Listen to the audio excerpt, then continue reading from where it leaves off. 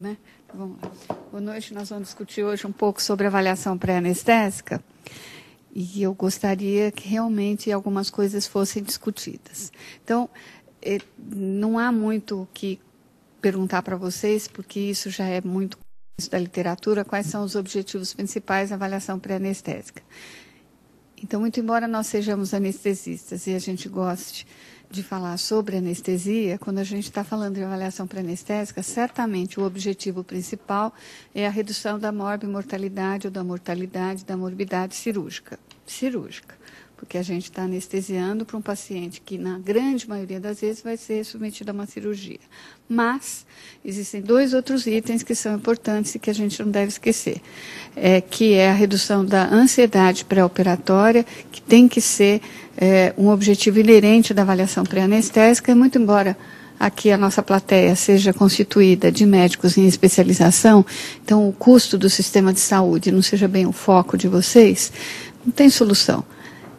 É real isso, e a gente tem que se preocupar com isso. Seja no hospital privado, que quem está pagando a conta é o paciente, a família do paciente ou o convênio, ou seja no hospital público, ou na beneficência, ou na benemerência, como é a Santa Casa, em que quem está pagando a conta somos nós todos, certo? Então a gente tem que se preocupar com o custo do sistema de saúde e a gente já sabe, a literatura mostra que uma avaliação pré-anestésica bem feita diminui o custo do sistema ou o custo do atendimento como um todo, sem reduzir a qualidade do atendimento ao paciente, o que é fundamental. Então vamos agora, por que eu quero a participação de vocês? Porque eu vou fazer uma série de perguntas que a gente vai responder junto. Então, a primeira pergunta que eu acho que é básica é assim, é obrigatória a realização da avaliação pré-anestésica? O que vocês acham? Sim, eles mexem com a cabeça para o filme, certo? Então, eles estão assentindo, consentindo. Então, realmente, a literatura não diz que é obrigatório. Então, os guidelines, e existem vários sobre avaliação pré-anestésica, eles dizem o quê? Que deve ser feita a avaliação pré-anestésica, ela deve ser realizada. Mas não tem uma única pesquisa publicada assim, com um grupo de pacientes em que foi feita a avaliação pré-anestésica, um grupo que não foi feita a avaliação pré-anestésica, vendo o outcome, ou a evolução, o resultado, qualquer que seja o resultado que a gente procure. Por quê? Porque é antiético eu pegar um grupo de pacientes e simplesmente não fazer a avaliação pré-anestésica para ver se é bom ou não é bom, se é pior ou não é pior, se complica ou se tem maior mortalidade. Então, essa pesquisa não vai existir nunca, mas o senso crítico comum diz, devemos fazer a avaliação pré-anestésica. Então, isso também não é muito discutível. O que mais? Quem é que deve fazer a avaliação pré-anestésica? Vamos lá, a turminha dos menos de 30 aqui.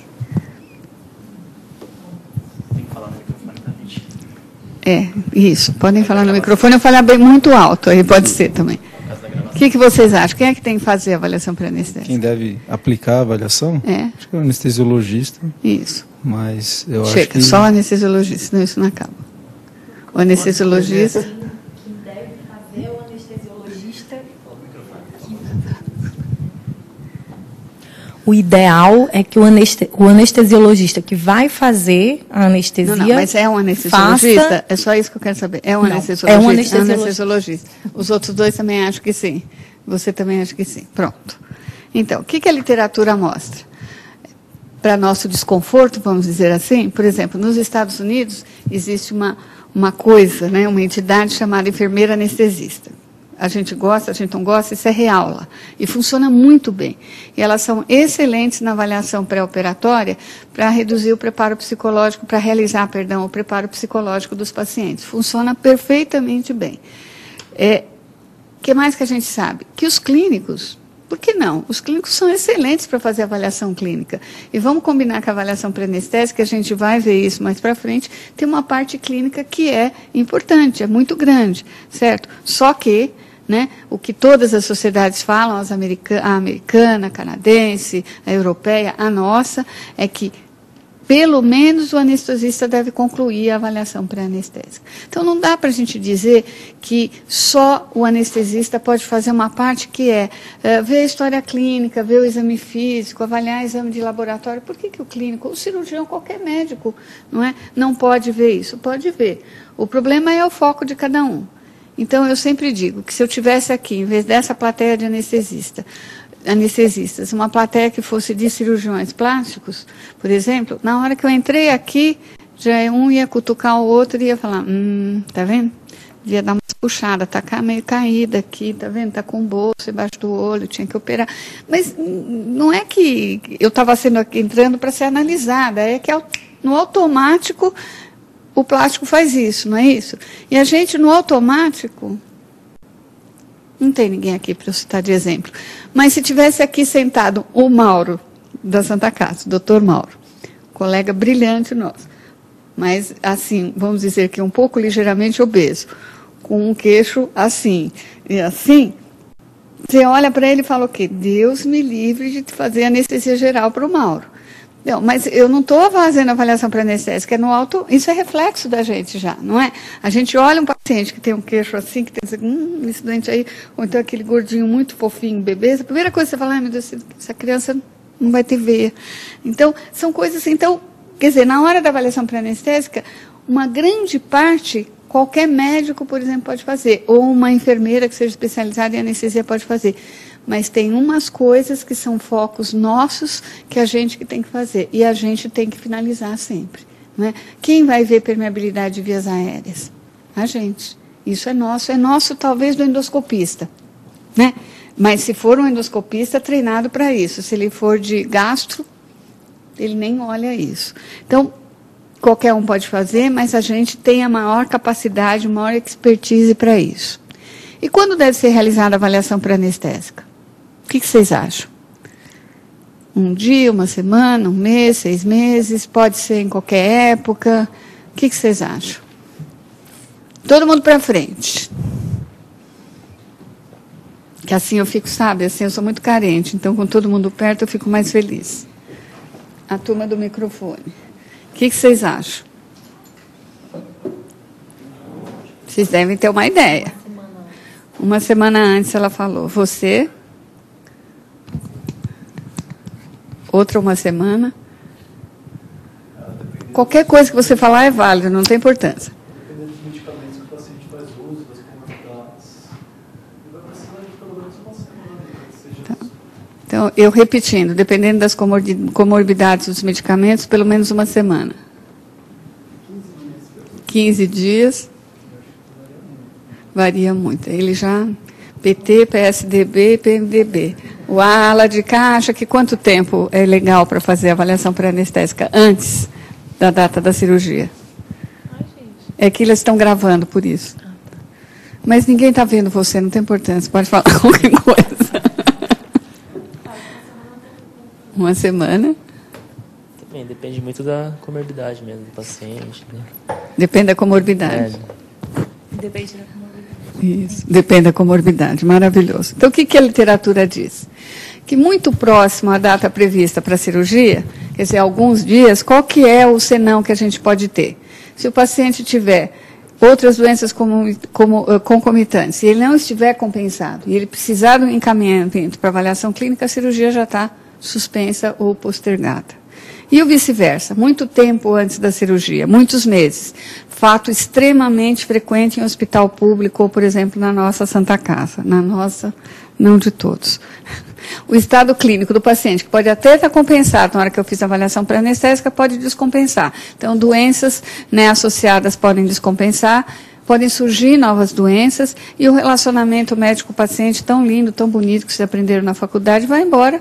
Né? Porque 6 meses, 8 meses é muito tempo para quem viu uma vez só o médico e por pouco tempo. Então se perde toda a relação médico-paciente. Então não existe um intervalo ideal, né, entre a data da cirurgia e a data da avaliação pré-anestésica. Mas parece razoável, se você quiser dar um limite, que se o doente estiver descompensado e você estiver num hospital, como por exemplo o Sírio-Libanês, dá tempo do clínico avaliar e compensar, 2 semanas. E 2 meses ainda não perdeu aquela coisa da relação médico-paciente, e é um tempo que ainda parece não ser suficiente para descompensar doenças concomitantes que já estejam compensadas. Não existe um dado de literatura fiel sobre isso. E qual é o tempo mínimo para se realizar uma avaliação pré-anestésica bem feita? A ala da direita agora. 1 hora. Uma hora, desculpa, você eu não ouvi. 1, 2 horas.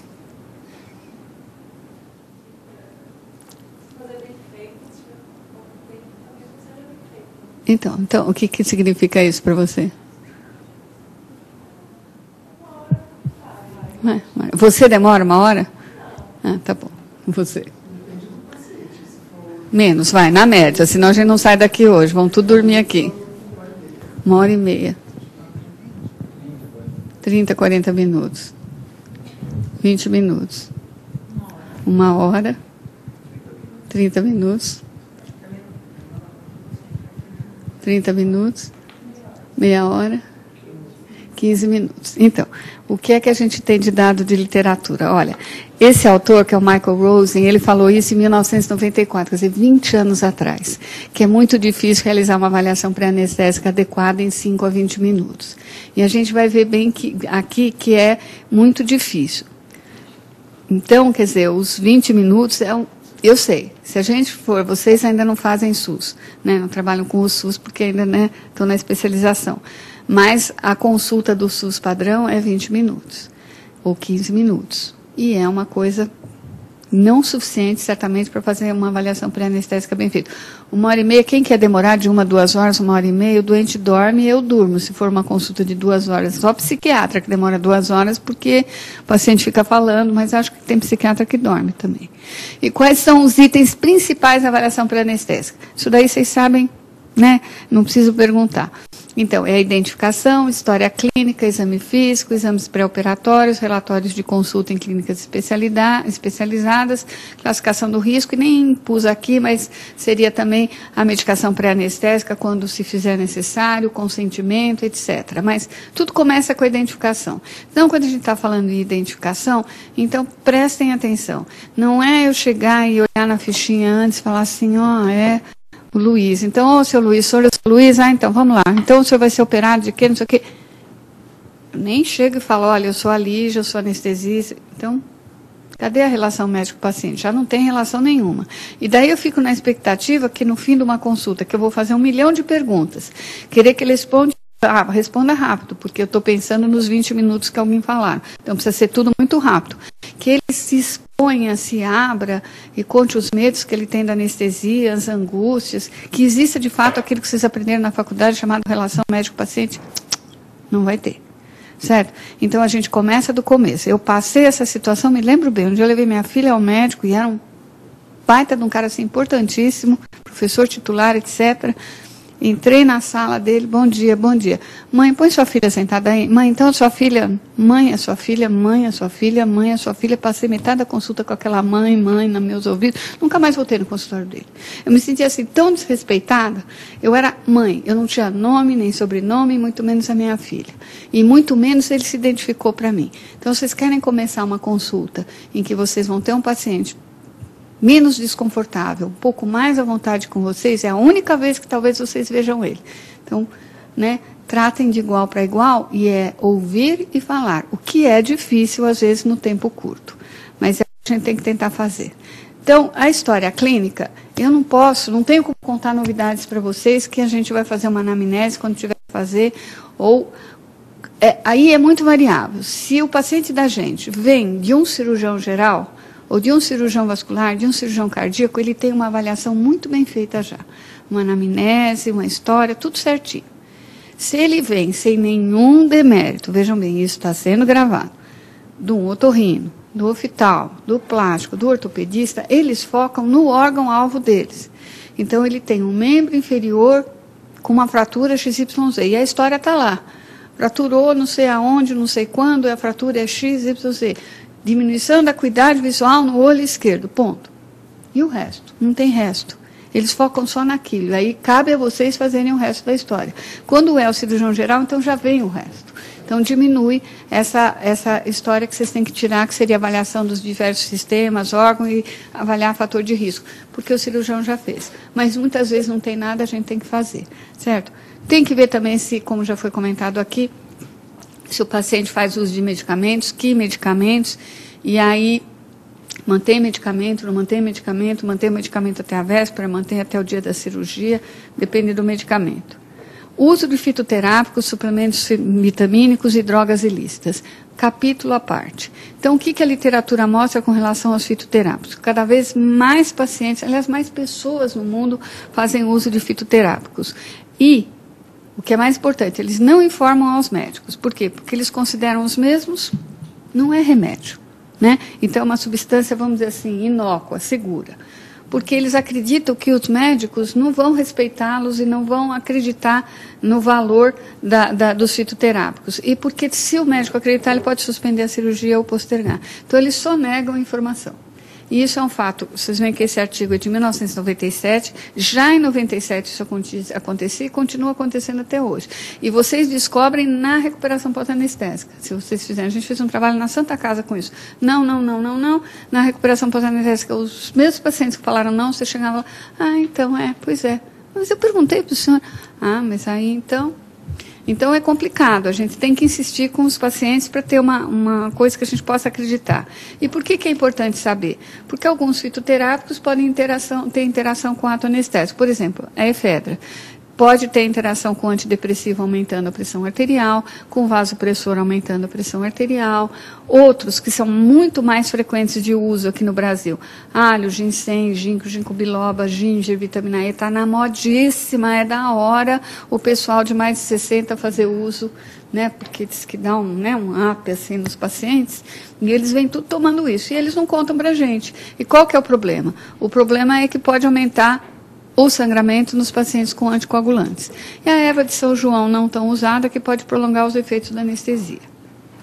Suplementos vitamínicos. Vamos falar com os meninos aqui do grupo, certo? É muito comum o uso de suplemento feminino, muito mais no gênero masculino do que no feminino, e a ideia, e é por isso que vocês fazem uso, certo? Eu nem vou perguntar se alguém faz uso, porque todo mundo nega, que eu já estou acostumada. Eu tenho um filho de 23, estou mais do que acostumada com isso. Mas aí quando eu acho assim, nas mochilas, é do amigo. Eu nunca vi como amigo dá para o amigo guardar o suplemento feminino, o vitamínico. Então, qual é a finalidade? É melhorar o desempenho físico e sexual. Eles não precisam de receita, não precisam de nada, entra na internet, qualquer um, com 10 anos de idade, vai lá, se ele tiver o cartãozinho de crédito da mamãe, compra e chega na casa dele. Entrega na casa do amigo, também tem isso. Né? Porque se chegar na casa dele, fica complicado. E do que são feitos esses suplementos? Tudo que vocês imaginarem. Cada um tem uma mistura de hormônio da tireoide, testosterona, GH, um monte de vitamina, de aminoácidos, né? E o GH também, ele é vendido na internet assim livremente. Vocês vão falar com o endocrinologista, tem um calhamaço de coisa que ele vai te contar do bem e do mal de usar GH e das indicações. Nada disso. Filhinho não cresceu, toma GH, compra na internet e acabou. E aí? Os pacientes não contam para a gente na avaliação pré-anestésica. Por quê? Porque, em geral, eles têm até menos de 18 anos. Eles vêm com quem? Com o papai e com a mamãe. Mas aquele suplemento era do irmão, era do amigo, era do primo. Então, ele não pode chegar no consultório e falar para mim que ele está tomando na frente do pai e da mãe. Então, eles negam. E o que pode acontecer? Eu estou sendo chata? O fato é que não é que eu sou chata. Bom, eu sou chata. Pronto, vou começar disso. Mas é que pode ocorrer interação medicamentosa e complicação. Eu não estou falando de complicação de um eritema aqui na mão e acabou. Eu estou falando de parada cardíaca em sala. Certo? Então, isso é muito grave. A gente teve um caso aqui em São Paulo, alguns anos atrás, que foi um caso dramático. Era um jovem, ele tinha acho que 19, 20 anos, foi fazer um septo. Bombadão, como vocês falam, todo forte, mas não, é só academia, era numa clínica de cirurgia plástica. Tudo certo, no meio da cirurgia ele parou, voltou em coma, aí foi transferido para uma UTI de um hospital geral. Na hora da transferência, que a enfermagem foi pegar as coisas dele para mandar junto com o paciente, estava lá um frascão desse tamanho de suplemento vitamínico. Aí a família pegou tudo, sumiu com aquilo, negou que aquilo existisse, processou o hospital, processou o anestesista, processou o cirurgião e o paciente lá em coma. Então, essas coisas acontecem, elas são reais, e o que a gente pode fazer para tentar evitar? É insistir no paciente de risco com isso, entende? O risco dele não contar e dele ter uma complicação durante o ato anestésico. A gente precisa ter pulso firme, mas de uma maneira gentil, em que o paciente conte a verdade para a gente. Se tiver com o pai e com a mãe e negar, tem uma hora que ele vai estar no quarto sem o pai e a mãe, e a gente tem que tentar, né, conversar com ele nesse sentido. E o uso de drogas, e aí por drogas a gente entende substâncias ilícitas.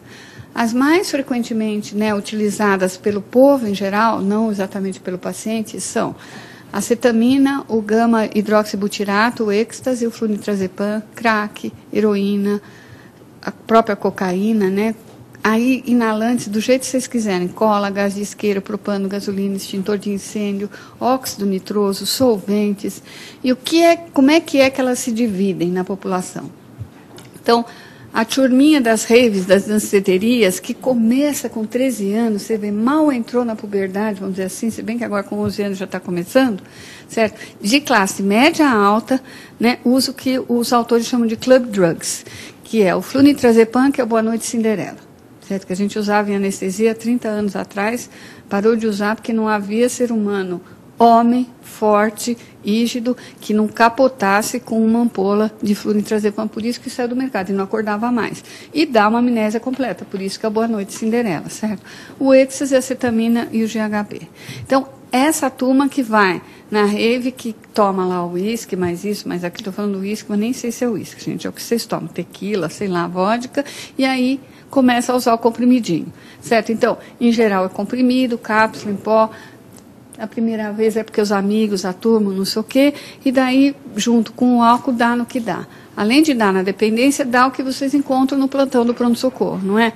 Jovens, muito jovens, não é? Que depois vão andar de carro com os colegas e chegam lá politraumatizados, e aí tem intercorrências graves durante o ato anestésico, e a gente não sabe por quê. Não sabe por quê? Porque ele está, né, com êxtase, com cocaína e com bebida alcoólica no sangue.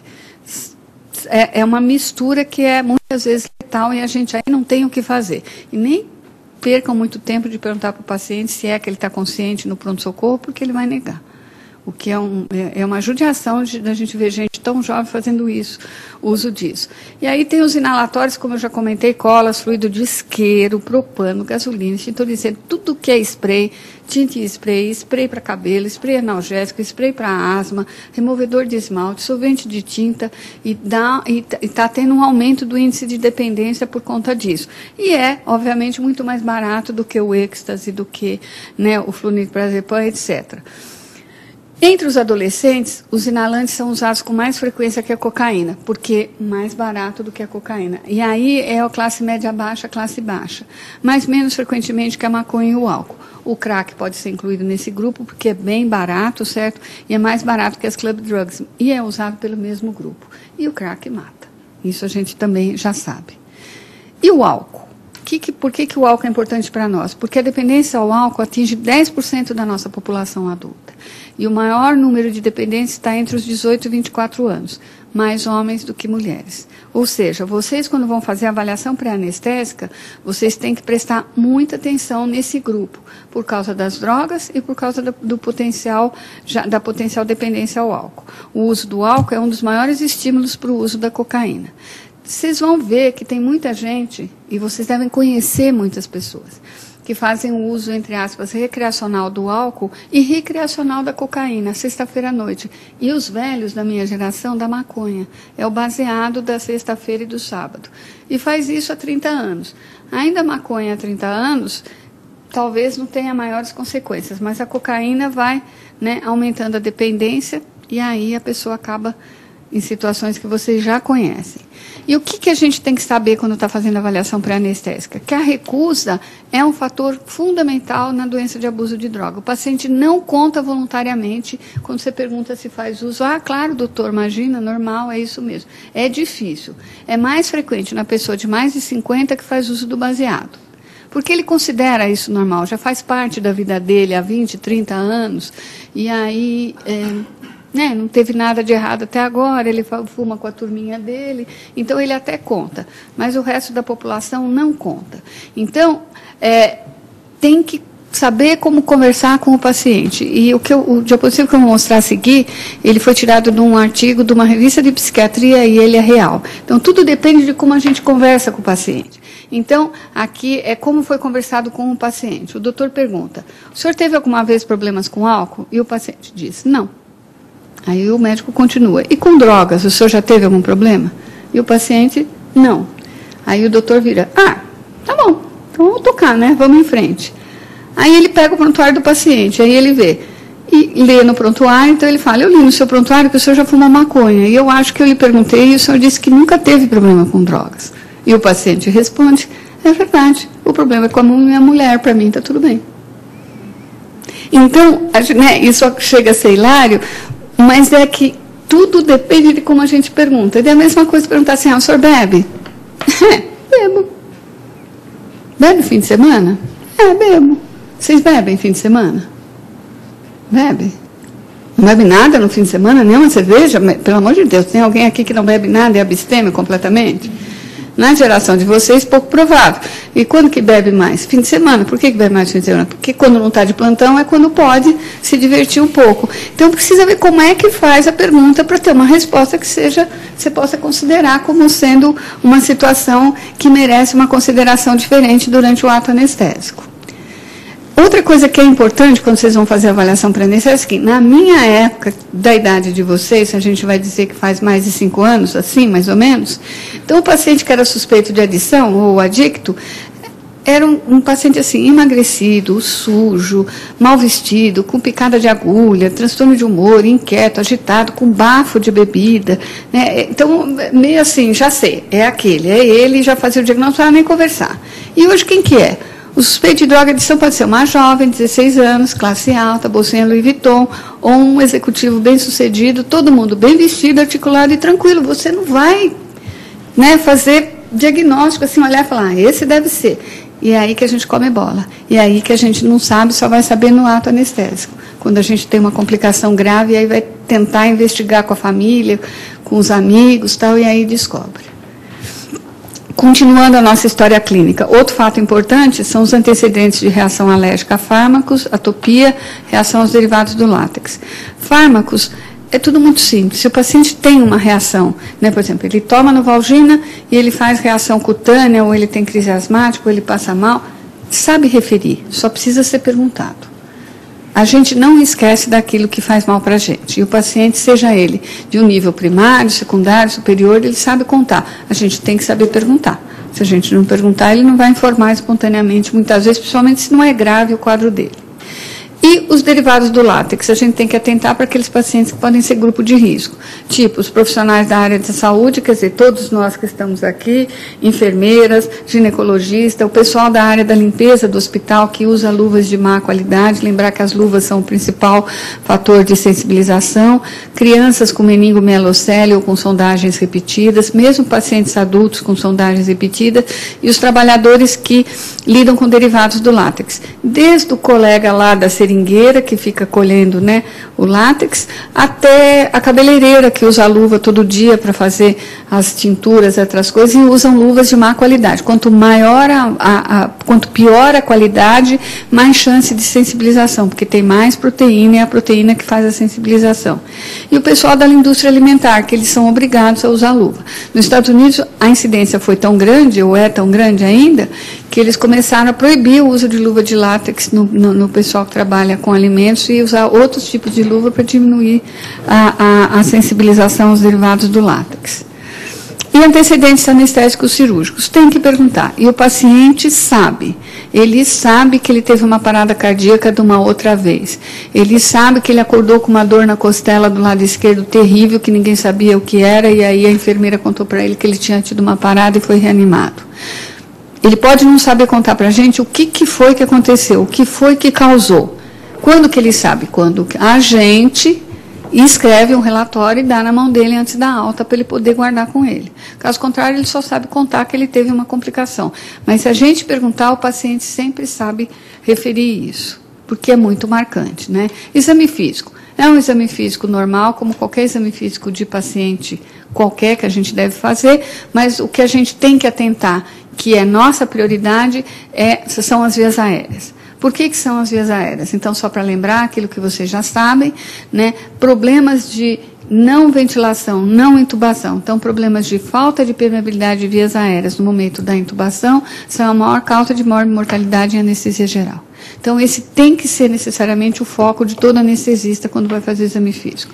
E para a gente tentar evitar esses problemas, a gente deve, né, avaliar o mais completamente possível as vias aéreas, e uma das coisas que a gente pode fazer são realizar os testes preditivos de intubação difícil. Qual teste? O teste, ou os testes, no plural, melhor, que o serviço de vocês usa. Então, não tem uma regra assim, matemática que diga o malampate mais a distância eternamente resolve todos os problemas de todos os pacientes. Isso não é verdade. Ah, mas o meu hospital usa a distância tiro-aumento. Tá bom. Mas o meu hospital... Tá bom, mas façam. Então, por exemplo, aqui é a figurinha do índice de malampate modificado, que todo mundo já sabe, tem as imagens 3 e 4 são sugestivas de intubação difícil. A gente tem o teste da distância externo-aumento, né, menor ou igual a 12,5 é sugestivo de intubação difícil. Perfeito? Perfeito. Não quero fazer esse, façam outros. O que a gente tem é que avaliar sempre as vias aéreas e utilizar sempre mais de um teste. É claro, não está escrito aqui, mas... nem que a gente não queira, a gente vê isso. Se o paciente abre a boca direito ou não. Ele está conversando com a gente e a gente está vendo quem fala, quer dizer, ele tem uma boca que, né? Aí você pede para ele abrir a boca e você vê que ele não abre a boca. Ou que ele é micrognata, que ele é retrognata. Tem que ver. Se ele usa a prótese, tem que perguntar. Se ele usa a dentadura, a chapa famosa, tem que perguntar. Então, se ele mobiliza o pescoço direito ou não mobiliza o pescoço direito, todas essas coisas fazem parte da avaliação da via aérea e das vias aéreas, e a gente tem que verificar e tem que anotar. Lembrar que não necessariamente é a gente que vai anestesiar o paciente. E, numa imensa maioria, não é mesmo. Na grande maioria também dos hospitais, certo? Então, a gente tem que escrever, não é porque assim, mas eu vou ver ele depois, então eu já sei, né? E escrevo pouco. Não, a gente escreve tudo. Não tem nada pior do que uma avaliação pré-anestésica mal feita. Você faz o exame físico, vê as vias aéreas, não escreve nada, o colega chega em sala e ele parte do pressuposto o quê? Que está tudo bem. O raciocínio, infelizmente, é sempre isso. O que não está escrito é porque está certo. Porque se tem uma coisa errada, ou uma coisa complicada, ou uma morbidade importante, o colega iria anotar. E às vezes não é isso. A gente esqueceu, a gente, né, foi olhar o celular e deixou de prestar atenção e esqueceu de escrever. Então não pode. Via aérea, olhou e vai escrevendo tudo. Certo? E quais exames de laboratório que devem constar de uma visita ou de uma avaliação pré-anestésica?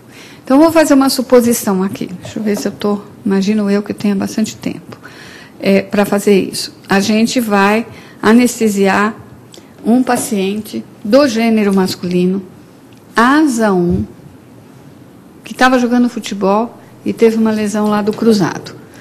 E aí o ortopedista resolveu que é cirúrgico e vai operar.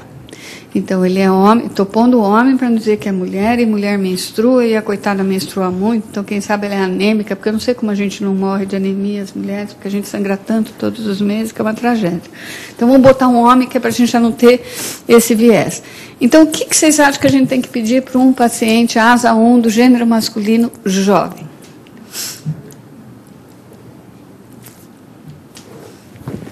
Vamos lá. Não tem nada para escrever, vamos lá. Vocês vão falando, eu vou repetindo aqui. Não tem história de discrasia sanguínea? Asa 1. Nada, zero. Fator de risco, zero. Nada. Precisa pedir. Nada. Teoricamente, nada também. Teoricamente, nada. Eu acho ótimo. Assuma sua posição. Nada. Nada. Nenhum exame. Nenhum exame. Gente macha aqui. Nenhum. Nenhum. Nada. Nossa, estou ficando animada aqui. Vamos lá. Quero Nenhum. ver se tem alguém real aqui. Vida real, vamos lá. Real life. Nada. Nada. Que bom. As meninas e o menino aqui do lado direito. Não precisa pedir nada também. Nada? Você também não ia pedir nada? Você também não ia pedir nada? Eu diria que no meu hospitalzinho, aquele assim com 1.400 leitos e etc., que está falido, mas vai sobreviver à crise, etc., etc., que se não pedir nada, não opera. Será que eu estou errada? Todos os anestesistas lá da Santa Casa vão pôr o doente na mesa e anestesiar tranquilamente sem um exame de laboratório? Então, vida real é o que eu estou falando. A gente pode achar isso tudo lindo, e eu preconizo isso tudo que vocês falaram. Quer dizer, nada. Mas isso não acontece na prática. Então, na prática, vamos combinar que sem hemoglobina hematócrito, pelo menos a dosagem de hemoglobina hematócrito, ninguém faz nada. Certo? E aí, vocês estão certos. O que a literatura mostra é isso mesmo. Só que eu já aprendi isso, desde os meus idos tempos do HC, é que não adianta você ser mais realista que o rei. A gente tem sempre uma população de colegas que diferem de idade, de conhecimento, de formação, de crença e de hábitos. Né? Então, ele se sente seguro, precisando disso, daquilo, e ele não faz. Na minha experiência, quantas vezes vocês já ouviram isso, vocês que são jovens, entrando em sala, na minha experiência, tem que fazer assim, sim, senhor, pois não, na idade de vocês é sim, senhor, pois não, sim, senhora, claro, a senhora tem toda a razão, quer dizer, vocês ficam uma pera, mas tem que responder assim. Então, o que a literatura diz, e de novo, vocês estão certos, certo? Que os exames pré-operatórios, eles devem ser pedidos baseados em dados sugestivos encontrados da história ou no exame físico de possíveis alterações. Quando o cirurgião ou clínico que acompanha o paciente precisa de um controle seriado daquele exame. Na verdade, a gente está ajudando o colega, não é uma necessidade nossa, mas tudo bem. Ou uma monitorização de exames que podem sofrer alterações durante a cirurgia ou em procedimentos associados. O paciente está bem, tranquilo, asa 1, mas ele vai fazer uma hepatectomia parcial, vai doar o fígado para o filho lá, vai fazer um split, não sei o que, tá bom. É uma cirurgia que eventualmente pode sangrar. Não é para sangrar, mas hepaté pode sangrar. Né? O fígado é um órgão sangrante. Legal ter uma hemoglobina antes, porque na hora que sangrar, se sangrar e tiver uma intercorrência, eu preciso ter um controle. Porque, de repente, ele é que nem eu. A minha hemoglobina, quando chegar a 12, estou feliz, porque ela é sempre 11 e pouco. E aí, se eu não tenho o controle da Lígia no antes, e aí eu faço, está com 10, nossa, era 13, foi para 10, era 14, foi para... Não, estava 11, foi para 10, está tudo bem, mas 14 eu assusto. Então, precisa ter um controle. Para isso, a gente pede. E o que a literatura diz? Não tem nada recentíssimo de peso na literatura. As evidências que a gente tem de literatura são antigas. Isso não quer dizer que não tenha um valor. Muito pelo contrário, às vezes não tem nova, por quê? Porque não mudou. Porque é isso mesmo que a literatura mostrou que está resolvido, então não muda mais. Então, o que a gente tem? A gente tem uma revisão sistemática inglesa, que é da Health Technology Assessment. A gente tem recomendações da ASA de 2003 e de 2002, 2003. E, recentemente, fizeram de novo, está tudo certo, não mudou nada. E um guia ou guideline, né, de exame pré-operatório da mesma Health Technology Assessment, que seria uma atualização da outra e que continuou também tudo igual. Então, o que eles mostram? Eles mostram. E aí eles olham exame por exame. E eles discutem esses exames para o paciente ASA 1. E eles denominam os exames para o paciente ASA 1 os exames de rotina. Então, seria o uso de rotina. Então, eletrocardiograma. A literatura, todas essas que eu citei, chegam à conclusão que não há evidências que confirmem a necessidade do uso de rotina do eletrocardiograma. Complicado, porque um monte de gente acha, cirurgião, clínico e anestesista, até hoje ainda, que deve fazer um eletrocardiograma. Não nesse caso mais bonitinho, assim, 20 anos, tal, não sei o quê, mas vamos dizer que tenha 40 anos. Tem gente que tem tabela preconizando que acima dos 40 tem que fazer eletro. E por que eu discuto fazer o eletro? Porque é assim, qual é a importância de fazer o exame? Para que eu faço o exame? É isso que eu queria que vocês pensassem para o resto da vida de vocês. Esquece a prova do CT, esqueçam qualquer coisa. É assim, eu peço o exame para eu ter segurança durante o ato anestésico da técnica que eu vou escolher, que é a melhor possível para o paciente, tá certo? Então, eu peço um eletrocardiograma, imaginando o quê? Que pode ter alguma alteração. Vem alguma alteração. E, então, o doente tem 39 para 40 anos, é um ASA 1 e eu peço um eletro. E vem um bloqueio de ramo esquerdo. E aí, fazemos o quê com o bloqueio de ramo esquerdo? Então, eu vou dizer para os senhores, não fazemos nada. É isso que 99% das vezes acontece. Bloqueio de ramo esquerdo? Nasceu com isso. Imagina. Vida normal, vida normal. Coleguinha joga bola, todo sábado, domingo, bebe a cerveja depois, come o churrasco, transa com a esposa, não precisa de oxigênio, não acontece nada na vida dele, porque o cara está mais que normal. Tá bom, esquece, põe lá, anota, bloqueio de ramo esquerdo. Que técnica ia fazer? Era uma hack. O que vai fazer? Uma hack. Ou seja, não teve mudança de conduta, não entrou com nenhum medicamento, não fez nada diferente, tudo exatamente igual. Pois é, durante o ato anestésico, ele faz um choque anafilático. E faz uma parada cardíaca. É reanimado, não sei o quê, vai para a UTI. Advogado é o que não falta nesse mundo. Advogado, amigo da família, vira e fala assim, ó, tem alguma coisa errada. Vamos processar. Isso acontece todos os dias agora. Abre processo. Abre processo, vai lá, o promotor olha. O doente tinha um problema no coração. O que fizeram com esse problema no coração? Investigaram? Não. Fizeram alguma coisa? Não. Perde o processo. Então, peçam aquilo que existe uma lógica de pedir. Por exemplo, quando eu estava no HC ainda, a gente resolveu fazer um trabalho com exames para coagulação. Então, era assim, porque pedia tudo para todo mundo. Mas um pouquinho mais de 10 anos isso, certo? Sim, um pouquinho mais de 15 anos. Mas era um kit completo. Então, a gente foi olhar o coagulograma. Então, pede o coagulograma. Paciente normal, asa 1, sem nenhuma história de coagulopatia, sem nenhum exame físico indicativo de coagulopatia, o coagulograma dava alterado. Cirurgia eletiva. O que vocês fazem? Aí o cirurgião vira e fala assim, olha, eu quero que faça uma RAC. Não, porque eu só vou operar com RAC. Anestesia geral, muito maior o risco, eu já li, já sei. Fazer RAC. Faz a RAC com o coagulograma alterado? O doente não tem nada, mas ele tem um coagulograma alterado. O que faz? 99,99%. Vamos pedir outro exame. Vamos avaliar, vamos ver. Suspende a cirurgia. Aqui no Círio já opera a semana que vem. Nos outros hospitais públicos e na Santa Casa vai demorar não sei quantos meses para operar. Pede o exame, não sei o quê. Segundo o exame vem? Normal. Yes, normal. E aí, chega o cirurgião e fala, bom, mas agora qual que vale?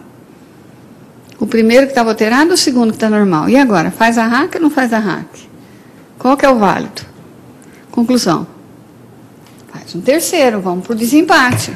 Então, parece uma piada, mas isso acontece na prática. E aí o coitadinho do paciente demora mais 2 meses para operar. E o terceiro exame vem mal. E aí o coitado finalmente é operado. Isso aconteceu centenas de vezes. A gente viu, o trabalho que a gente fez tinha 900 e não sei quantos pacientes. E qual a conclusão? Não tem que fazer coagulograma se não tiver um indicativo de coagulopatia. Quer dizer, fazer o screening só baseado no exame, totalmente furado. Mas isso acontece na prática, infelizmente. Então, voltando à nossa força-tarefa e o guideline, com relação à hemoglobina hematócrito, a conclusão foi a mesma. Não há evidência que confirme a necessidade do uso, né, de exame de laboratório de HbHT de rotina. Exame de coagulação, idem. Sódio, potássio, ureia, creatinina, glicose, a mesma coisa. Então, quais foram as considerações finais que bateu um artigo com o outro? Que a indicação dos exames de pré-operatórios deve ser baseada nas informações obtidas do prontuário do paciente, história clínica, no exame físico, no tipo e porte do procedimento cirúrgico. A força-tarefa e o guideline tem uma hora que eles discutem que talvez alguns exames devam ser feitos em função de fatores de risco. Então, por exemplo, a idade avançada. É uma discussão que me incomoda profundamente, porque a idade avançada é sempre 5 anos acima da minha. Até que vai chegar uma hora que eu vou ter que empatar com essa idade avançada. Mas, por exemplo, o eletrocardiograma, a literatura não tem um consenso de a partir de que momento, no idoso, deve ser feito, mesmo que ele não tenha história nem exame físico alterados. E é provável que se chegue à conclusão mesmo que acima dos 65, dos 60, deve se fazer, porque a chance de uma doença cardíaca assintomática começa a aumentar muito. E assim vai ser com a creatinina no paciente idoso, provavelmente com a glicemia, né? Porque o paciente idoso, tudo vai ficando velho, então tudo vai funcionando menos ou mal, e aí precisa fazer um screening maior. Mas não existe uma evidência fechada disso. Quanto tempo vale os exames? Isso a literatura não resolveu. O que a gente conseguiu naquele trabalho ainda do HC, que era de 2.000 pacientes, que era um outro, que durante 1 ano o paciente asa 1, asa 2 mantinha resultados semelhantes que não eram estatisticamente diferentes. É claro que eu estou falando do doente asa 2, por exemplo, não da glicemia do diabético. A glicemia do diabético não vai ficar válida por um ano, é claro, tem que fazer controles mais frequentes. Mas se fosse o sódio e potássio e ele não tivesse problemas de pressão, nem tivesse tomando diurético, poderia ser considerado por um ano. Mas isso não existe uma evidência clara da literatura. E como é que se avalia o risco do paciente, ou o risco anestésico? Então, para resumir, quando a gente fala em risco em anestesia, na verdade a gente pode dividir em dois tipos, o risco para o anestesiologista ou para a equipe toda e o risco para o paciente. No nosso caso é o risco para o paciente. E quando a gente está falando do risco para o paciente, a gente está falando de morte e complicações. É isso que nos preocupa mais, é com isso que a gente fica mais aflito, então a gente está falando de evento adverso mesmo. E o que é que a literatura mostra? Que existe uma infinidade de scores de risco. Então, o risco perioperatório, a literatura divide em risco associado ao procedimento a ser realizado, que na maioria das vezes é cirúrgico, e o risco associado à condição clínica do paciente. O risco associado ao procedimento cirúrgico tem vários scores. Um dos scores é um sistema de classificação de risco John Hopkins, que avalia invasividade, basicamente, e perdas sanguíneas. Então, só para dar um exemplo para os senhores, vamos ver se eu consigo chegar aqui. Na categoria 1, é onde tem um risco mínimo para o paciente, independente da anestesia, é um procedimento minimamente, como eles falam, invasivo, com pouco ou nenhuma perda sanguínea. Tudo bem, é o doente na melhor situação possível, do ponto de vista cirúrgico. E já o paciente chamado categoria 5 é um procedimento altamente invasivo, com uma perda sanguínea esperada de mais de 1.500 ml. É um paciente crítico, independente da anestesia que a gente vai realizar, e que geralmente precisa de uma vaga de UTI já no pré-operatório garantida e uma monitorização invasiva. Além disso, os autores dividem o risco associado ao procedimento cirúrgico em risco associado à cirurgia cardíaca e à não cardíaca. E aí existem vários scores. Aqui eu citei apenas 3 da cirurgia cardíaca, que é o Euroscore, que tinha o 1, agora tem o 2, o score de risco da Sociedade dos Cirurgiões de Tórax e o Mayo Clinic Risk Score. E do risco associado à cirurgia não cardíaca, esse do Colégio Americano de Cirurgiões e o Studio Vision. Mas a gente vai mostrar só um para vocês, que é esse aqui, que só para vocês terem noção. É você, HTP, Risk Calculator, e você entra nesse site, certo? Você entra, o paciente entra. Lembrar disso, porque hoje em dia é isso, A gente não conta para o paciente algumas coisas, o paciente vai no Google e resolve a vida dele lá, descobre tudo o que ele quiser. Eu estava no consultório do dermatologista quinta-feira, minha filha é inteirinha em urticária, eu já tinha feito um diagnóstico de urticária, assim, tranquilo, só que ela foi piorando, apesar do corticoide, aí fui no colega. E aí ele virou e falou assim, típico, e eu, típico de eritema multiforme. Aí eu já fiquei com a cara de idiota, quer dizer, diagnóstico errado. A minha filha estava aqui com o iPhone, ela já pegou no Google. Ele se assustou, ele falou, você já está olhando o que é o eritema multiforme ali do lado dele, ela já foi verificar. Então, a gente tem que lembrar que o paciente faz a mesma coisa que a gente tem acesso hoje em dia. E aqui tem essa página toda bonitinha, que explica o que é, e a seguir, entra-se nessa página. E aí, vocês começam a entrar em informações que tem que colocar. Então, a primeira coisa é o nome da cirurgia, e depois se tem outro tipo de tratamento ou não, e depois vai indo, pede a idade, pede o gênero, um monte de dados. Aí no fim que você põe um OK, aparece lá o risco associado a complicações gerais, a complicações cardiovasculares, e vai indo. Qual é o risco desse paciente, qual é o risco da média, qual é o risco geral, quanto tempo de internação o paciente vai ter. O que é fantástico, porque para um doente desse, que era um obeso mórbido, assim, mas não era tão grave, porque eu simulei. Ia ficar um dia internado. É uma realidade americana. E isso é um pouco complicado, porque o paciente pega isso, depois ele chega para você e fala assim, mas eu fiquei uma semana internada e aqui lá não era para ficar um dia. E aí eu simulei uma situação grave mesmo. Aí eu quase matei o paciente, tanta complicação que eu pus, ia ficar 2 dias internado. Então, ou eles são melhores que a gente, eu não sei. Mas é só para mostrar para vocês que existe essa possibilidade da gente acessar e o paciente também. Então, voltando ao nosso risco, além do risco associado ao procedimento, tem o risco associado à condição clínica do paciente. E, nesse caso, eu denominei de risco genérico e risco específico. Fui eu, a Lígia. O genérico, porque ele não é de uma situação específica, óbvio, específico, olha como eu sou óbvia, é o risco de complicações. Por exemplo, cardiovasculares, neurológicas, respiratórias, risco de náusea e vômito é uma complicação? É uma complicação. Risco de dor no pós-operatório, e para tudo tem score. A gente não vai ficar discutindo aqui, a gente vai falar da única coisa que todo mundo sabe, que é a escala de classificação do estado físico da ASA. Por quê? Porque ela não nasceu com esse objetivo, certo? Ela nasceu em 1941 com o objetivo de dividir os pacientes de acordo com a sua condição física para os hospitais americanos, para eles se balizarem com que tipo de doente todo mundo estava operando. Mas, de fato, o que a gente sabe? É que a escala ou o score de risco mais frequentemente utilizado por anestesistas no mundo todo para avaliar risco perioperatório. Aliás, não é só pelos anestesistas. O cirurgião sabe usar. O clínico sabe usar, o pediatra, não é? Quantas vezes o cirurgião não liga e fala assim, eu estou com doente asa 3 aqui, será que você não quer dar uma olhada? Porque eu estou marcando a cirurgia para amanhã, mas eu não sei o quê. O pediatra é a mesma coisa, a criança está aqui no meu consultório, estou achando que tal, ela está piorando, acho que ela já está virando asa. Não é assim? É assim. Então, essa é a vantagem da classificação da ASA e que torna, no momento, uma classificação insubstituível. Ela tem muitas desvantagens, mas ela tem essa vantagem de ser uma linguagem universal entre toda a equipe que cuida do paciente cirúrgico. E tem vários estudos que mostram uma correlação entre o score da ASA e complicações maiores e mortalidade pós-operatória. Alguma dúvida no que eu estou falando? Alguém acha que tem alguma dúvida que o doente asa 4 ou asa 5 tem uma mortalidade maior? Não, né? É inerente ao grau 4, grau 5 da classificação da ASA. Então, está perfeito. Qual que é o problema? É a subjetividade. E o que é que a literatura também mostra? Uma fraca, moderada concordância entre diferentes indivíduos na definição do score da ASA para o mesmo paciente. A gente tem uma reunião quinta-feira do serviço de anestesia.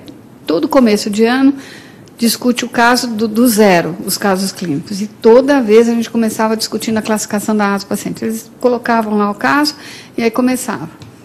E aí a gente perdia 20 minutos entre o 2 e o 3, o 1 e o 2, até que um gaiato falava, tá bom, a gente fica com 1,5, a gente fica com 2,5, que era engraçado, mas era para mostrar que não havia concordância. E cada um no seu é 2 por isso, isso, isso, e o outro é 3 por isso, isso, isso. Então, esse é o senão da classificação da ASA, que também não tem solução, né? É por aí que a gente fica. E quando é que a gente encaminha o paciente, então, para o endocrinologista, para o cardiologista? Quando o paciente tem uma doença descompensada, em geral é isso. Ou quando se tinha uma expectativa de não encontrar nenhuma doença concomitante e se encontra, por exemplo, um sopro grave, uma alteração cardíaca importante, um doente sibilando grave que estava bom até ontem, ninguém não tem nada no prontuário, então vai para a clínica. E aí, quando volta da clínica com o quê? Com um relatório do tipo liberado para anestesia geral ou para RAC, sem contraindicação, ao contrário, para anestesia geral, que é para evitar hipóxia, hipercarbia, hipertensão, hipotensão, que é para monitorizar, e que o anestesista fica uma fera com esse tipo de relatório. Mas eu digo para os senhores, o clínico nunca sabe o que ele está esperando, o que a gente quer deles. Então, o que a gente quer, na verdade, do clínico? A gente queria, e a gente não escreve no pedido de consulta, que ele contasse para a gente qual é o estágio da doença que a gente não consegue definir, ou não deve definir, porque não é, a gente não deve se apropriar, né, do conteúdo clínico que esse cirurgião ou que esse clínico tem, ou pediatra, seja ele quem for. Do grau de disfunção que esse paciente tem, da condição clínica real com relação a essa morbidade, e a gente espera mais, se for possível, que ele trate, que não é nossa função específica, até um nível ótimo para a cirurgia. E é o ótimo, entre aspas, e não o curado, por quê? Eu mando o paciente para o cardiologista com 19/13 de pressão. Ai, mas ele estava estressado, não sei o que, não, mas ele estava tomando toda a medicação. Então, ele podia estar estressado, mas teoricamente ele não devia estar com essa pressão. E quanto que eu quero de pressão arterial para esse paciente, para eu colocar ele na mesa e anestesiar? 10/7, tá bom? Sabe quando um paciente com 19/13 vai chegar nos 10%? Talvez não chegue nunca. Então, a gente tem que entender o que é o ótimo. E se ele tiver com 13/8,5, tá bom? Dá para anestesiar esse paciente? Ele precisa ser operado. Então, é esse senso crítico também que o anestesista tem que ter. E que ele tem que solicitar isso para o clínico, porque o clínico não entende isso. Não é o expertise dele. Então, a gente tem que solicitar isso para ele adequadamente. E vem aqueles pedidos de consulta, avaliação para pré-operatório. Ponto, acabou. E o clínico também fica uma fera. E assim a gente caminha. E qual é a importância da condição emocional do paciente? Então, o que é que a gente sabe do período pré-operatório? Não precisa necessariamente ser o pré-anestésico imediato, não. Mas é no pré-operatório, na hora que o cirurgião falou, o senhor vai ser operado. Às vezes é até pior quando ele fala, o senhor vai ser operado. Dá o seu nome completo, o seu telefone, o telefone da vizinha, o celular da mãe, do pai, não sei o quê, porque eu vou pôr aqui no caderninho, que ainda tem o caderninho, né? Por mais que não devesse ter, tem o computador, mas tem o caderninho, e quando chegar na vez, estiver perto do senhor, faltar uns 10 pacientes, a gente liga de novo, o senhor volta. E quanto tempo o senhor acha que vai demorar isso? 6 meses, 9 meses, 10 meses. Eu não consigo imaginar a angústia, o desespero que deve dar num paciente, porque a gente não vive essa situação. Vamos combinar, isso não é real para nós todos aqui, certo? Espero que nem para vocês. Mas deve dar um desespero você saber que você tem uma doença, que ela é cirúrgica e que você vai conviver com ela mais, sei lá, 1 ano. Às vezes é 1 ano. Às vezes você não sei. Quando chegar perto, a gente vai avisar. É muito louco isso, né? É muito desesperante. Mas, de qualquer forma, quando vai chegando perto, a angústia vai piorando, segundo a literatura mesmo, certo? Então, é a angústia aguda, como se fala, quando ele pode ter que amputar um membro, quando ele vai operar uma área mais grave, como o coração, o cérebro, a antecipação de danos. E, na verdade, o que todo mundo tem? Medo da cirurgia, medo da anestesia, medo da morte. Isso é inevitável. Da criança ao idoso, do não alfabetizado ao pós-graduado. E o que o paciente conta mesmo é o medo do desconhecido, não é isso? É o medo de dormir e não acordar. E vamos combinar que isso é ruim demais mesmo. Né? Então, isso é real. E isso provoca o quê, se não for devidamente trabalhado no pré-operatório? Aumento da demanda por analgésicos no pós-operatório, aumento do consumo de anestésicos no intra e nível baixo de satisfação com o tratamento. E o que a literatura mostra? A literatura mostra que quando a gente consegue fazer a avaliação pré-anestésica ambulatorial, não em 20 minutos, obviamente, certo? Com um tempo para ter uma relação médico-paciente legal, que a gente diminui a ansiedade dos pacientes, certo? E qual é a importância da avaliação pré-anestésica do ponto de vista médico legal? Então, a ausência de avaliação pré-anestésica adequada ainda é uma das 3 principais causas de processos judiciais contra anestesiologistas. Porque tudo pode começar numa intercorrência anestésica, como eu falei, o choque anafilático, mas vai voltando o filme para trás. E o promotor e o juiz e todo mundo vai voltando, até que chega lá no pré-anestésico e vê o que foi feito e o que não foi feito. E mais, pega a ficha de anestesia e olha o que vocês escreveram e o que vocês não escreveram. E o que vocês escreveram que estava absolutamente ilegível. E isso também pontua, certo? Então, a gente tem que cuidar. É um documento e é um documento legal. Então, o Cooper é um anestesista ainda vivo, já é um senhorzinho, mas vocês veem, isso aqui é de 1984, 30 anos atrás, ele foi sempre uma pessoa muito preocupada com acidentes, incidentes, e entre os incidentes mais críticos mais comuns, ele citava a escolha errada da técnica de intubação e a escolha errada do fármaco anestésico. 2 itens, pelo menos, que têm a ver com, né, a avaliação pré-anestésica. Se eu não avalio direito, eu posso escolher fazer uma intubação rápida, quando não devia ter feito, por exemplo, a intubação com o paciente acordado. E assim a gente vai. E ele sugere, nas estratégias para prevenção e detecção de incidentes, uma avaliação pré-anestésica mais completa. 30 anos atrás a gente já falava disso no mundo. E qual a principal função da avaliação pré-anestésica, gente? Fechando. O que é que se fala no meio cirúrgico? Dá para você fazer a avaliação e liberar lá o paciente para a cirurgia? Não é essa a conversa? Ganchou. Ganchou é horroroso de falar. Puxa, eu pedi para liberar e acabou ganchando o meu paciente. Puxa vida. E assim, né, isso é o que acontece. E está errado. Não é isso que a gente tem que fazer. O que é que a gente faz na avaliação pré-anestésica? A gente deve avaliar o risco-benefício do ato anestésico e que envolve, então, toda a equipe, o anestesista, o cirurgião, o clínico, seja qual clínico for, em função de uma pessoa só, que é o paciente. Então, como mensagem final, eu queria dizer que a avaliação pré-anestésica, ela trabalha, como vocês acabaram de ver, com risco.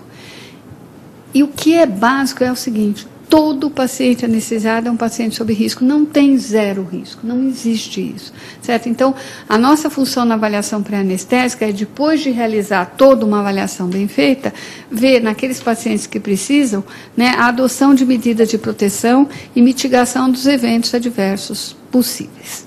Gente, era isso.